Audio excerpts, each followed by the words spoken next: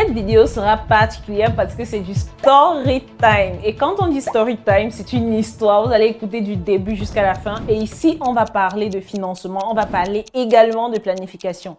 Pourquoi est-ce qu'en Afrique francophone, on a du mal à avoir du financement par rapport à l'Afrique anglophone qui a régulièrement du financement? Je vous rassure, ça n'a rien à voir avec les milliardaires, ça n'a rien à voir avec le fait qu'ils soient plus développés que l'Afrique francophone, ça n'a rien à voir avec tout ce que vous pensez dans vos esprits, mais ça a tout à voir avec la planification. Donc, restez jusqu'à la fin parce que je vais vous raconter une histoire.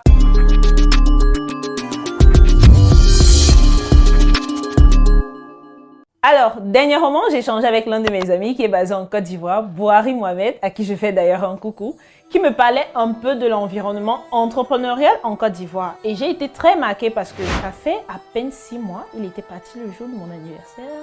Oui, il était parti en juin. Donc, il était parti en Côte d'Ivoire en juin pour une activité entrepreneuriale qui est la Startup Academy de ce côté-là, à Abidjan. Et une fois qu'il est arrivé là-bas, j'étais très surprise avec la façon dont il a pu connecter avec plusieurs entrepreneurs ivoiriens que je voyais sur la toile, pour qui je me disais ils étaient franchement inaccessibles. Mais pour lui, il me dit, j'ai tous les numéros. Si c'est que tu as besoin de faire un truc avec eux, je te mets en contact. Et je me suis dit, waouh. Après, je vois comment il est en train de participer à plusieurs événements, des forums qu'il crée en Côte d'Ivoire, etc. Je me dis, mais finalement, est-ce que j'ai bien fait de rester au Cameroun?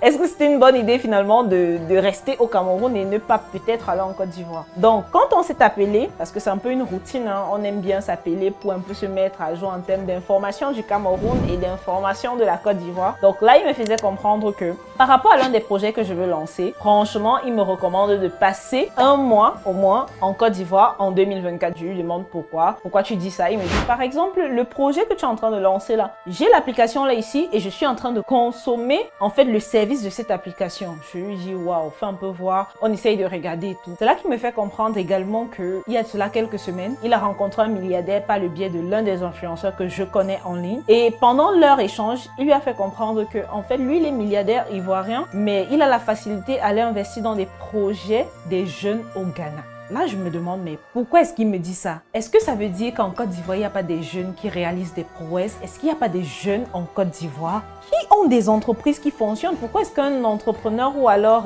un milliardaire ivoirien va préférer prendre un billet d'avion et aller investir dans des projets au Ghana, bien que ce ne soit pas loin?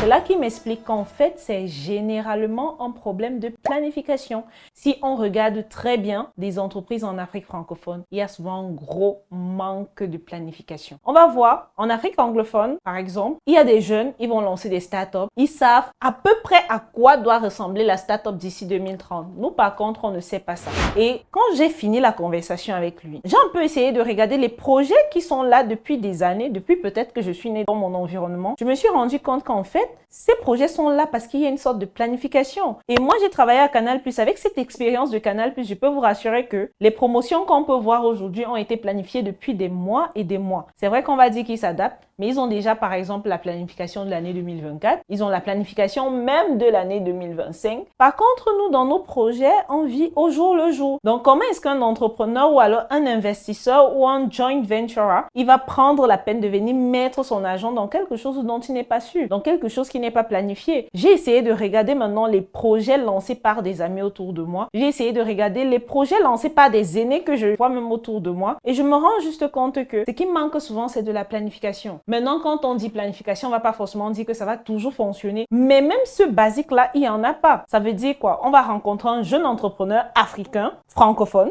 qui, généralement, il ne sait pas comment est-ce que son entreprise doit être dans 3 mois. Il ne sait pas comment est-ce que son entreprise doit être dans 5 mois, dans 1 an, dans 2 ans. Il ne sait pas. Donc, il n'y a pas de planification. Et ce que j'ai juste compris, c'est que les gens ont trop d'argent dehors. Ils veulent investir dans des projets, mais ils veulent investir dans des projets, pas toujours qu'ils vont réussir. C'est un plus. Si ça réussit, c'est vraiment la cerise sur le gâteau. Mais ils veulent investir dans des projets qui donnent la sensation de savoir où est-ce qu'ils vont. Ils veulent investir dans des projets qui donnent la sensation que, avec tous ces efforts, toutes ces ressources mises en place, il y aura que, j'ai envie de dire quoi, la sorcellerie pour que ça ne fonctionne pas. Il y aura que peut-être des lois qui viennent bouleverser le business pour que ça ne fonctionne pas. Mais sinon, le projet serait bien parti. Et ce que j'ai donc décidé de faire après cette conversation, c'est que j'ai pris mon entreprise Sneakom. Je me suis dit, OK, nous sommes une agence de marketing et vente. Dans 5 ans, où est-ce qu'on veut se voir? Dans 10 ans, où est-ce qu'on veut se voir? Pour cette année 2024, qui est notre année, qu'est-ce qu'on va faire pendant les 12 mois? Qu'est-ce qu'on fait pendant les 3 mois? Et là, j'ai commencé à mener des recherches. Je me rends compte que beaucoup d'Américains travaillent avec la loi des 90 jours. Ça veut dire quoi? Ils font des planifications sur chaque 90 jours. Pour faire ça, je me suis dit, on va juste découper notre année en 4 et on va travailler chaque 3 mois. Chaque 3 mois, à la fin de ces 3 mois, on va se faire une retraite, on va se faire un brunch, on va se faire un break, simplement parce qu'on va se dire, on a atteint par exemple l'objectif des 3 premiers mois. Ça veut dire quoi? Par exemple, chez Sneakom, on s'est dit, on va tripler notre chiffre d'affaires de l'année dernière. Donc de 2023, si on a fait 10 millions, en 2024, on doit faire 30 millions. Pour faire 30 millions, on va découper cet objectif-là. 30 millions pour le faire, par trimestre, on doit faire 7,5 millions. Ça veut dire que par mois, on devrait faire combien? On doit faire 2,5 millions.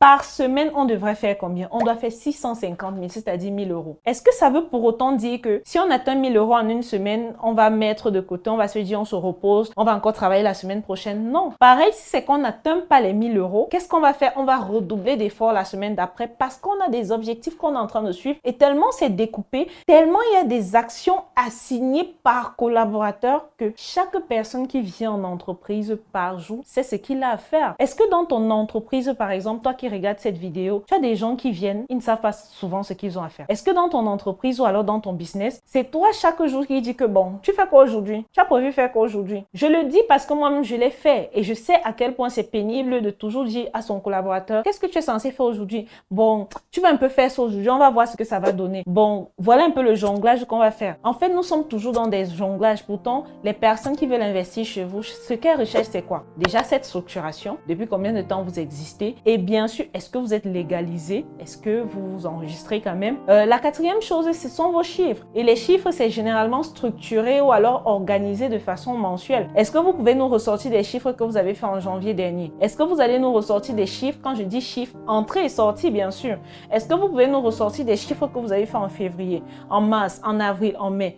Ceci, peu importe votre budget, c'est important d'avoir la planification de la structuration, l'organisation, la délégation, l'assignation des tâches à vos différents collaborateurs. Une fois que vous avez fait ça et qu'on voit que, hormis de tout ça, vous savez communiquer, hormis de tout ça, vous savez rassembler les gens, je vous rassure, ce sont plutôt des personnes qui vont venir vers vous pour vous dire, est-ce qu'on peut investir dans votre entreprise? Parce que moi, je commence déjà à le ressentir. J'ai des personnes qui me disent, Sorel, est-ce que je peux encore mettre mon argent dans ton entreprise? Sorel, est-ce que tu prends encore des investisseurs? Sorel, est-ce que tu as besoin des investisseurs? Parce que j'ai compris finalement que lorsque tu as tes chiffres, les gens peuvent te suivre. Et c'est qu'ils se rendent compte que tu es cohérente ou alors tu es cohérent du début à la fin. Ils n'auront pas d'hésitation à investir.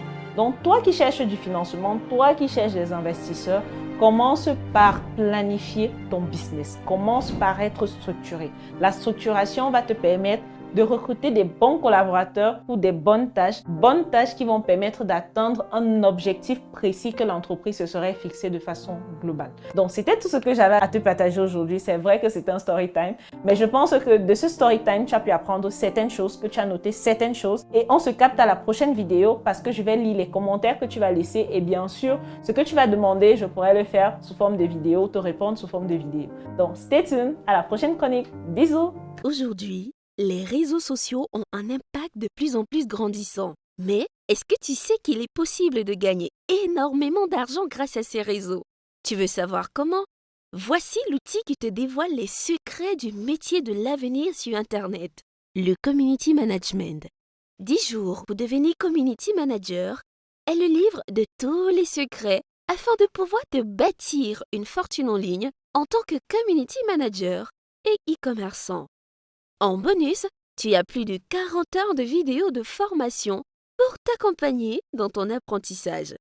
Tu peux obtenir ce livre à 15 000 francs pour la version physique et 10 000 francs pour la version numérique. Pour en bénéficier, clique simplement sur le lien qui accompagne la description de cette vidéo.